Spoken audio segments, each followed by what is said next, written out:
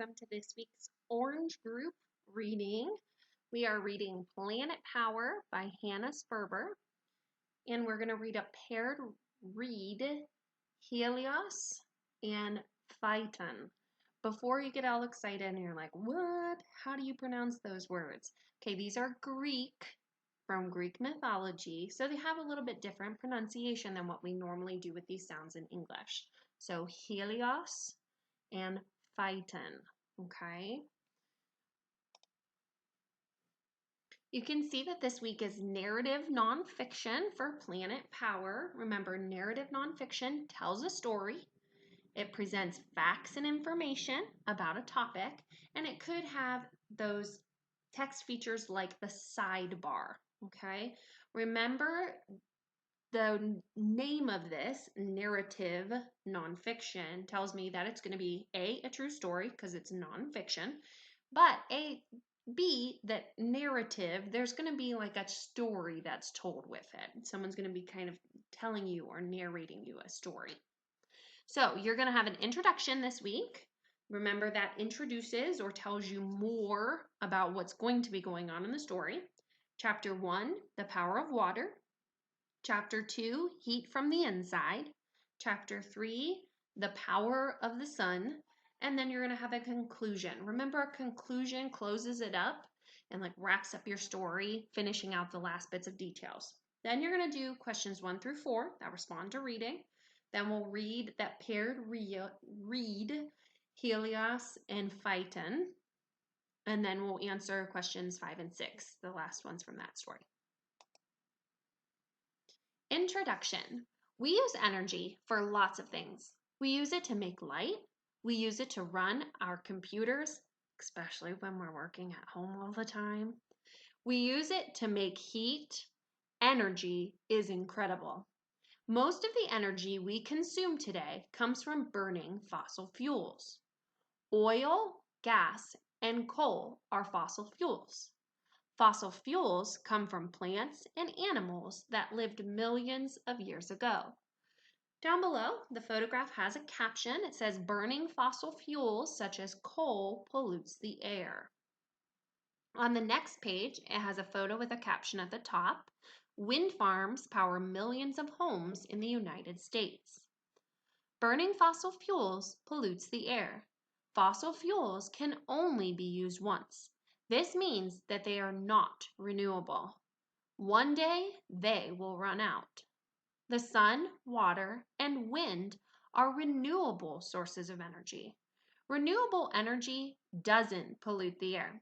We can use renewable energy again and again. It is no coincidence that many people try to use renewable energy today. We can use energy from the wind to power our homes. We can use energy from the sun to heat them. We can use energy from water to make electricity. Chapter 1, the power of water.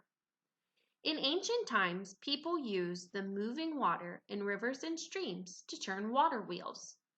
The wheels milled flour. Later, dams were built across rivers.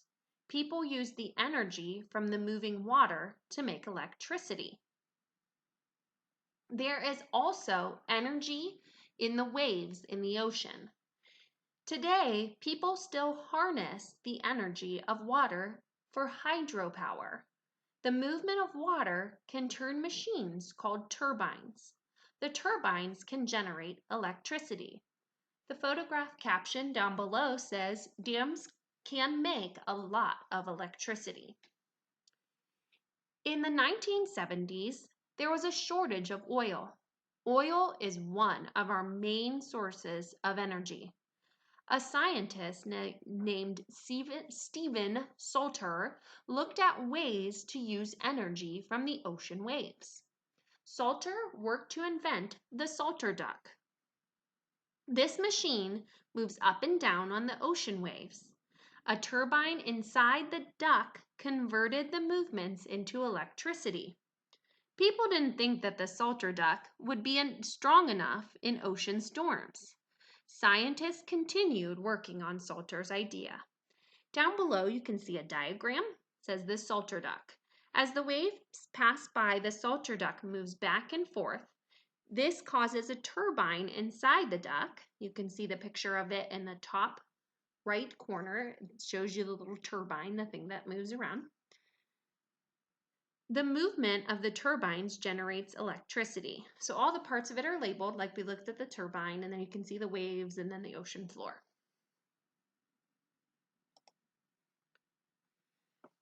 It is hard to capture the energy of ocean waves. Storms cause strong winds and waves, which can destroy equipment. Sometimes there's no wind, which means there are no waves. These problems haven't kept people from trying to figure out how to make energy from waves. A wave farm was built off the coast of Oregon in 2010. Scientists are working to make wave energy efficient and cheaper. Now you can see a sidebar down below. It says up, up, and away. Water jet packs are powered by water. They can lift a person almost 30 feet into the air. A water jetpack can move at almost 30 miles per hour. Wow, that's crazy. Stop and check. How can we use water power to make energy? There's lots of different examples here in this. You could talk about that water jetpack, right, and how they used it to be able to move and create that kind of energy. You could talk about the waves and how they made a little turbine in the duck. You could also talk about how originally they used the moving water to spin the mill wheels so that they could grind their different grains and things. And you could also talk about the dams and how the moving water then gets created into electricity. Chapter 2, Heat from the Inside. Water, wind, and solar energy rely on the weather. There is one renewable energy source that doesn't rely on the weather. Geothermal energy comes from the heat inside the earth. Some geothermal energy comes to the surface in hot springs. Now, I'm going to point out here, it's the word geothermal. This is one that you may want to look at as a prefix, root, or suffix. Remember, we talked about breaking those words apart in order to understand them. Geo, earth, therm, heat. Geothermal is heat from the earth. Some geothermal energy comes to the surface in hot springs. People began using geothermal energy from the hot springs thousands of years ago. They used it to cook, wash, and keep warm. Down below with the photo caption, you can see it says hot springs release hot water from the ground. That looks really nice on a chilly day to relax like in a hot tub.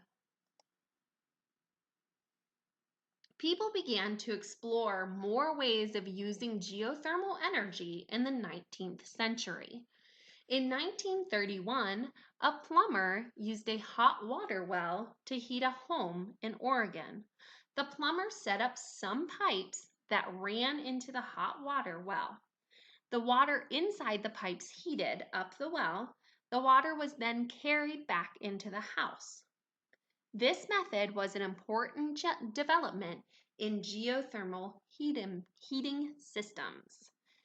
Above in the photograph, the caption says, in a home that uses geothermal energy, pipes carry the heat from under the ground into the house. Now, because Mr. Hagen does heating, cooling, and plumbing, I can tell you these are a real thing.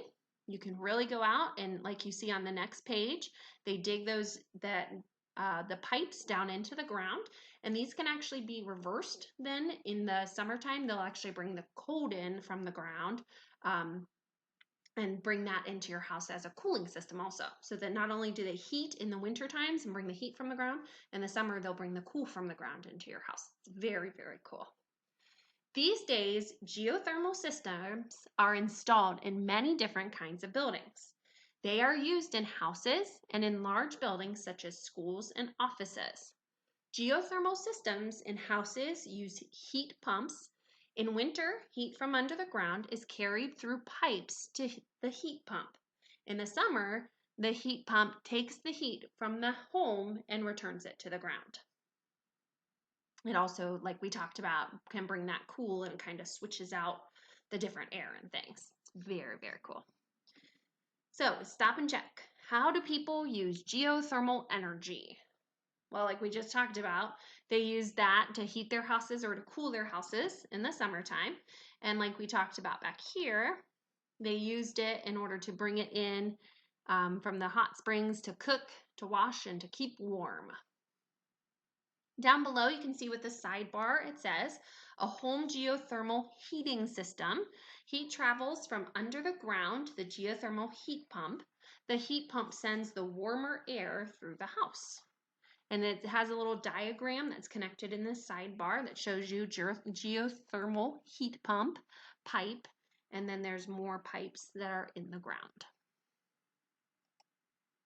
Chapter 3, the power of the sun. Solar energy comes from the sun. It doesn't pollute the environment and is renewable. People have used the sun's energy for a long time. The ancient Greeks wanted warm houses, so they built them to face the sun. The ancient Romans used glass in their windows to trap the heat of the sun. Today, some buildings have solar panels on their roofs. Solar panels convert the energy from the sun into hot water or electricity. Down below in the photograph and caption, you see the solar panels on this roof capture the sun's energy. And then on the next page, there's a photo with a caption at the top. The Solar Challenger set a world record for the longest solar-powered flight. How cool. Engineer Paul MacCready helped make an aircraft that was powered by the sun. It was called the Solar Challenger. In 1981, the Solar Challenger flew from France to England non-stop. That's 163 miles or 262 kilometers. The flight took 5.5 hours. The aircraft was powered by energy from solar panels. The solar panels were on the aircraft's wings. Since then, other solar aircraft have been built. These aircraft collect information that helps scientists study the weather. The aircraft don't have pilots. Sometimes we use machines that we can't plug into ordinary power supply. In 1998, the International Space Station was launched. The station isn't plugged into a regular power supply. It runs on solar energy. It has 8 solar panels. These panels generate all of the electricity that is needed to run the space station. And you can see in the photograph and caption above, the International Space Station is powered by solar energy. Next page, scientists are exploring the idea of using solar panels in space to generate energy that can be used on Earth. Solar panels on Earth only work during the day. Solar panels in space could generate solar energy 24 hours a day. Scientists are trying to figure out how to send solar energy back to Earth in a safe and affordable way. Then it says, how can we use solar energy? So I, of course, immediately thought of how it powers the International Space Station. But maybe you thought back to how it converts energy from the sun into hot water or electricity, or maybe even how they are using it in the planes in order to be able to learn different things about the weather by flying those planes around. Down below it says the race is on. The Department of Energy runs the Solar Decathlon Challenge every 2 years. Teams of students compete to build the best solar-powered house. The students work hard to find new ways to use renewable energy. Conclusion. Today we are facing an important problem. We have to find enough energy to meet our needs. There are negative consequences if we use energy sources that aren't renewable. Burning fossil fuels creates pollution. One day, the fossil fuels will run out. People are figuring out ways to use renewable energy sources. It will be a long time before we can use renewable energy for all our needs. However, people are inventing new things all the time. The future looks bright for renewable energy.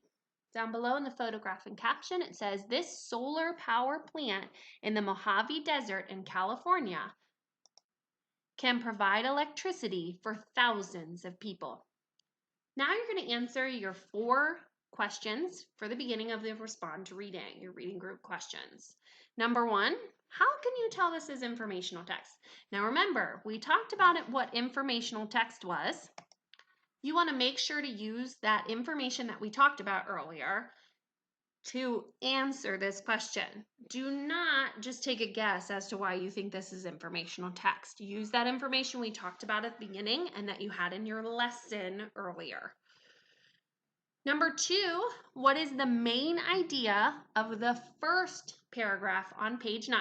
Now, you're only looking at the first paragraph on page 9. Don't try to use anything else from that page.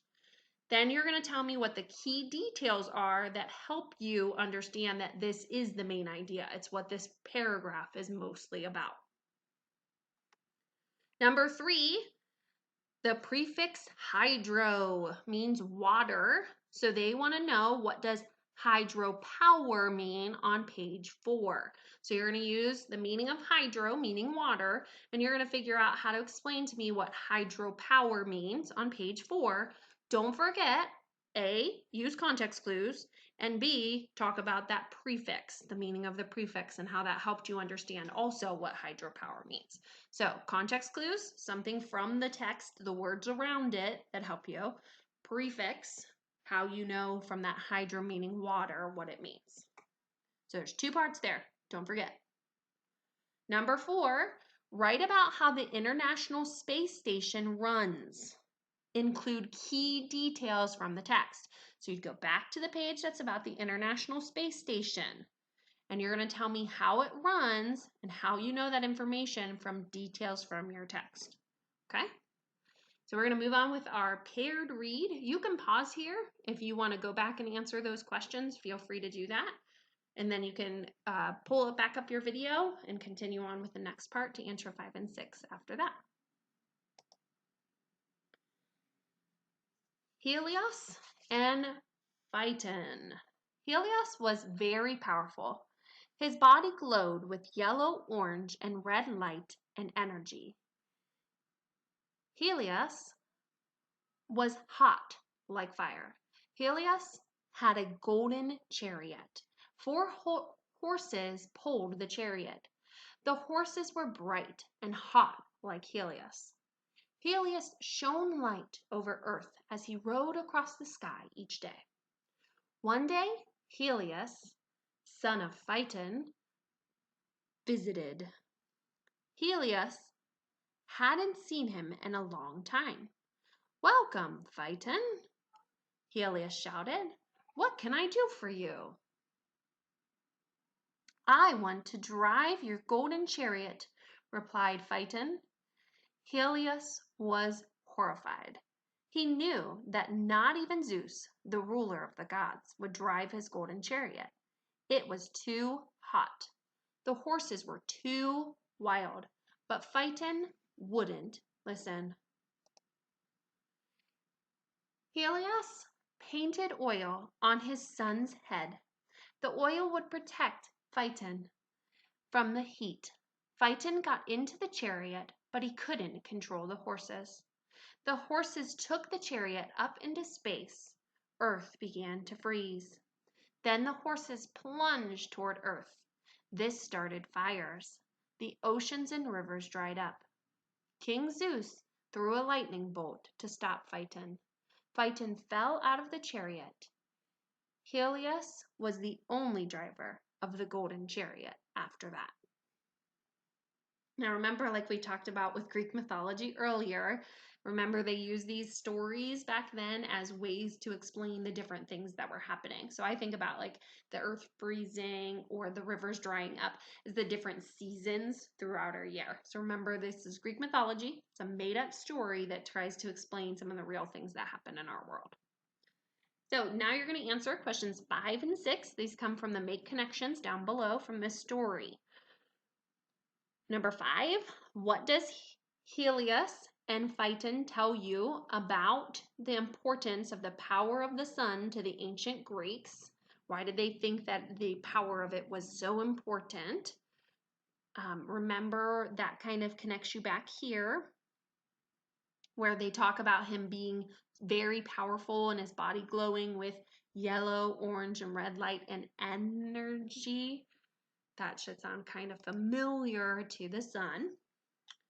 And then question 6 wants you to compare the importance of energy from the sun in ancient Greece to modern sources of energy. Why is the sun so important?